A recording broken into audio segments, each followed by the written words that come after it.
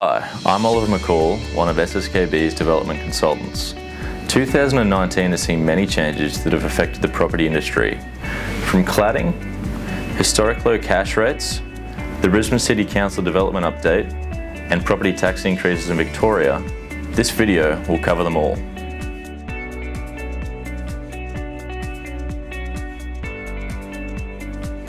On the back of building fires in Melbourne and London in 2017, the legislation that relates to combustible cladding was introduced around the nation this year.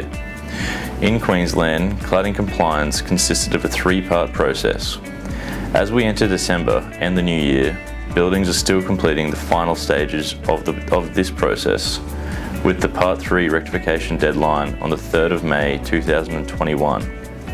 In New South Wales, new laws required buildings with combustible cladding to be registered with the New South Wales Government by the 22nd of February 2019. This allows agencies such as fire and rescue to respond appropriately in the event that a fire occurs at a building with combustible cladding. Victoria became the first state in Australia to assist in paying a percentage of the rectification costs for combustible cladding on private apartments.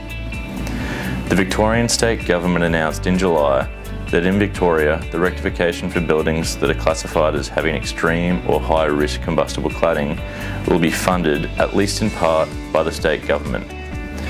The news has been welcomed by those concerned about the high cost of the rectification. After the first rate drop of 1.25% was announced by the Reserve Bank in June, they announced a further decrease to 1% at the beginning of July. The Reserve Bank made the decision to decrease the cash rate to support employment growth and provide greater confidence that inflation will be consistent with the medium-term target. Lower rates have already begun to assist in supporting Australia's slowing residential market. The low cash rate does not only mean that people won't be paying back as much interest on their property, but it also means that people are able to borrow more. We've already seen signs of this causing property prices to increase throughout the second half of 2019.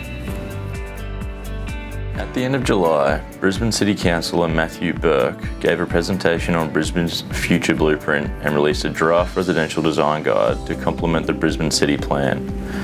The key topics from the presentation for developers were that the Brisbane City Council aimed to 1. Create a city of neighbourhoods, 2. Protect and create green space, 3. Protect the Brisbane backyard and Brisbane's unique character, and 4. Ensure the best practice design that complements Brisbane's character is being implemented. The two major amendments announced in the presentation were preventing townhouses and apartments from being established in low-density residential zones and increasing parking ratios to 2 parking spaces for 2 and 3 bedroom units and 2.5 parking spaces for 4 or more bedroom units. On the 1st of July, the foreign investor duty increased from 7% to 8%. This came into effect due to the softening property market and a predicted shortfall in stamp duty of $5.2 billion over the next 4 years. Whilst there have been many changes to the property industry throughout 2019, the changes will continue to have an impact on developments for years to come. At SSKB Development Consultancy, our attention to detail and expertise in establishing quality strata schemes is sought after by developers looking to successfully market and sell residential and commercial developments.